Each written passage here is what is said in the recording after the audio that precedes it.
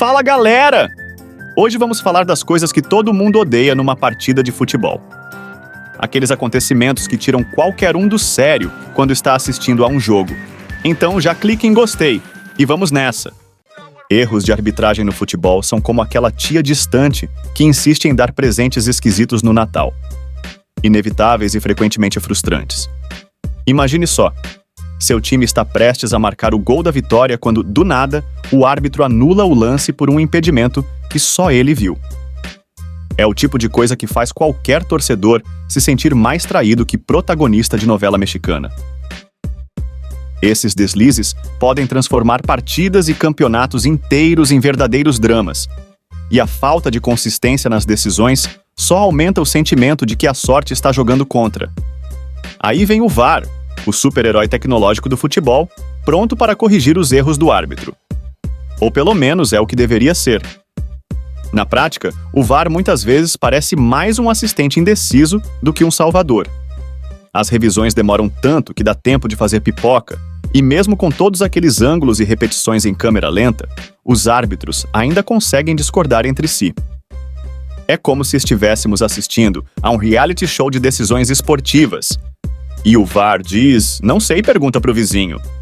E não vamos nem começar a falar dos impedimentos milimétricos, onde a ponta do dedão do jogador pode definir se é gol ou não. Chega a ser cômico. Parabéns, você correu 30 metros, driblou 3 jogadores, mas seu nariz estava meio centímetro à frente, então nada feito. No fim das contas, o VAR é um belo exemplo de como a tecnologia pode complicar até as coisas mais simples. Mas entre um erro humano e uma revisão tecnológica interminável, o torcedor segue torcendo, rindo e, claro, reclamando, porque essa é a verdadeira essência do futebol. Paradas técnicas no futebol são como aquele amigo que insiste em parar no meio de uma maratona de séries para discutir teorias absurdas. Quebram o ritmo e muitas vezes parecem desnecessárias. Imagina só, o jogo está pegando fogo, a torcida está a 1000. E, de repente, todo mundo para tomar um gole d'água e ouvir o técnico gritar mais um pouco. É como se, no meio de um filme de ação, alguém pausasse para discutir o roteiro. A emoção vai embora, a tensão desaparece e o torcedor fica ali, olhando para o relógio e esperando que a ação volte logo. E aí temos as pérolas das conversas durante essas paradas. Os técnicos aproveitam para passar uma enxurrada de instruções, muitas vezes mais confusas do que úteis. É jogador olhando com cara de quem não entendeu nada e outro tentando lembrar o que era mesmo para fazer. Tudo isso enquanto o torcedor em casa se sente como se estivesse assistindo a um episódio de Chaves. Parem tudo! E agora, quem poderá nos defender? E no fim, a única certeza é que as câmeras vão pegar um monte de caras suadas e jogadores tentando parecer concentrados enquanto disfarçam o tédio. E claro, há o momento glorioso do gole d'água. A hidratação. Jogadores virando garrafinhas como se fosse a última água do deserto, o que dá um toque dramático e hilário ao mesmo tempo. No fundo, as paradas técnicas são uma pequena pausa cômica no meio da batalha. Um lembrete de que, por mais sério que o jogo seja, sempre há espaço para um momento de leveza. E quando o jogo finalmente recomeça, lá estamos nós, prontos para mergulhar de volta na emoção, já um pouco mais hidratados e com uma nova dose de risadas para contar. Cartões aplicados por motivos banais no futebol são como aquele professor chato que te dava bronca por rir na aula. Tiram a graça do momento e deixam todo mundo meio emburrado. Imagine a cena. Seu jogador favorito marca um golaço e, no auge da euforia, resolve tirar a camisa ou fazer uma dancinha. A torcida vai à loucura, mas, de repente, o árbitro chega com aquele cartão amarelo, como quem diz: aqui não, alegria só com moderação. É como se um super-herói fosse multado por salvar o mundo de forma muito chamativa. E não para por aí. Tem jogador que leva cartão até por ser habilidoso demais. Vai lá, dá uma caneta, um chapéu e logo vem o apitador, mão no bolso, pronto para punir o excesso de talento. Parece piada, mas é real. Dribles incríveis, que deveriam ser celebrados, acabam sendo motivo de advertência. É como se, no campeonato de quem faz a melhor macarronada, o chefe fosse desclassificado por usar ingredientes frescos demais. Vai entender. A verdade é que esses cartões, por motivos banais, deixam o futebol um pouco menos divertido e espontâneo. A emoção do jogo está justamente nesses momentos de pura paixão e habilidade. Punir jogadores por celebrarem ou por demonstrarem seu talento é como colocar limite na alegria de uma criança. No fim das contas, torcemos para que o bom senso prevaleça e que possamos ver mais gols comemorados com euforia e mais dribles que nos façam levantar da cadeira, sem que a diversão seja interrompida pelo temido cartãozinho.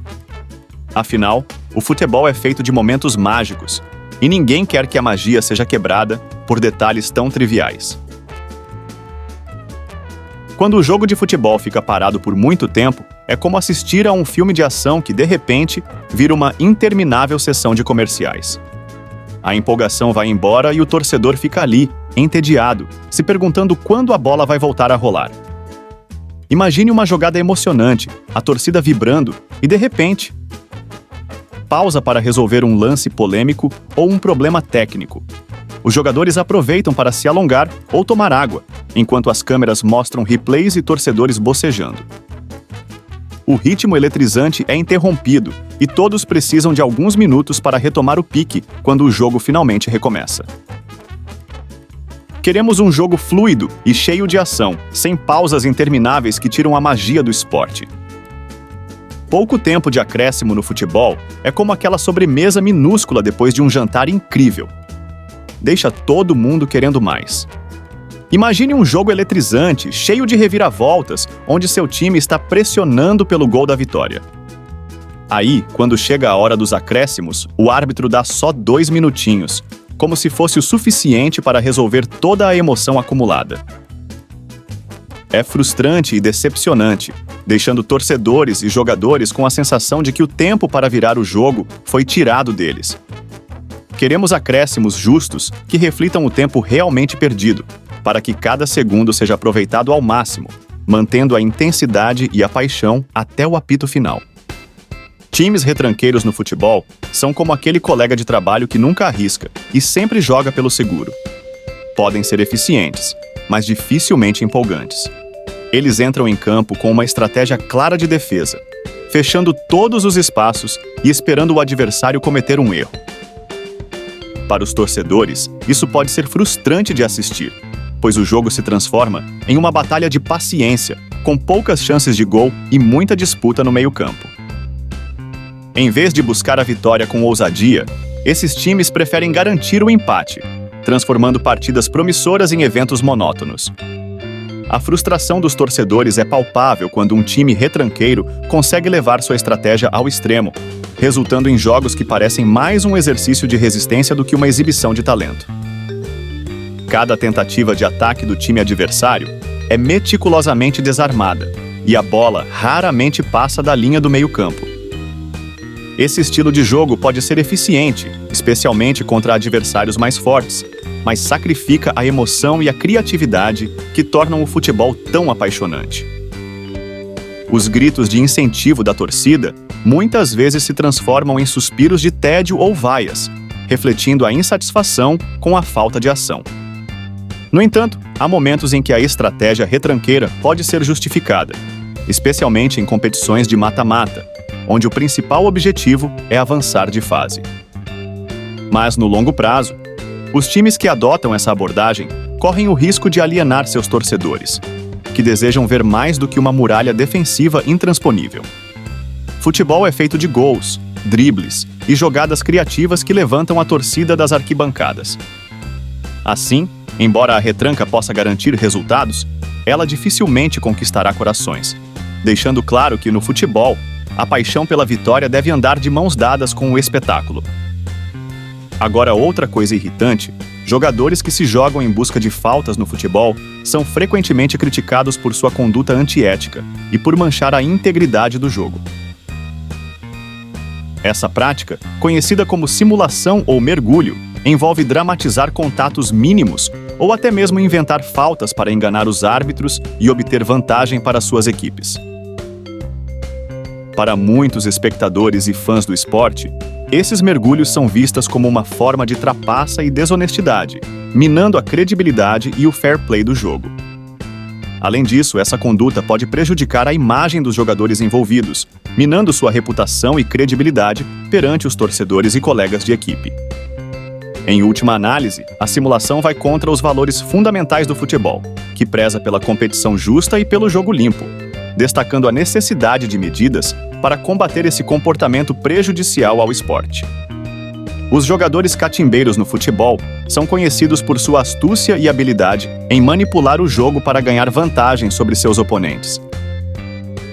Eles recorrem a uma série de artimanhas, como perder tempo deliberadamente, simular lesões ou provocar confusões, com o objetivo de perturbar o ritmo do jogo e frustrar seus adversários.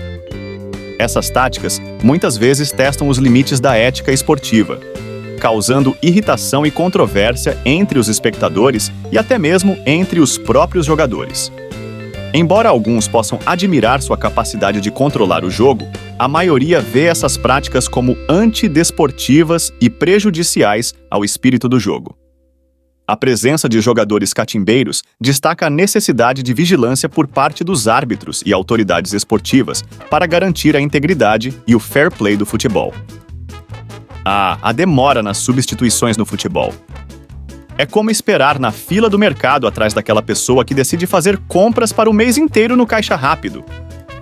Você olha para o relógio, olha para o treinador e nada de mudanças. Enquanto isso, os jogadores lá em campo parecem mais exaustos que maratonistas, e a torcida está roendo as unhas, esperando por uma reviravolta. Parece que o treinador está jogando substituição, modo difícil, tentando decifrar a tática perfeita no manual de instruções. Mas, no fim das contas, o que a gente quer é ver o jogo rolando, os jogadores com energia renovada e, quem sabe, um pouco de humor no banco de reservas para alegrar a espera. Então é isso, pessoal. Muito obrigado por nos acompanhar em mais um vídeo. Não esqueça de comentar o que você achou aí embaixo, clicar em gostei e se inscrever no canal para não perder novos vídeos. Muito obrigado! É só o começo!